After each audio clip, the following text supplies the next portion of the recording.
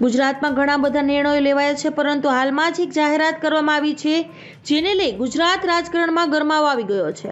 ગુજરાતમાં પોલીસ દમન અથવા પોલીસ સામેની જે કોઈ ફરિયાદ કરવી હોય તેના માટે ફોન નંબર જાહેર કરવામાં આવ્યો છે। હવે કોઈ પણ વ્યક્તિ પોલીસ દમન સામે હેલ્પલાઇન નંબર 14449 ઉપર ફરિયાદ કરી શકશે।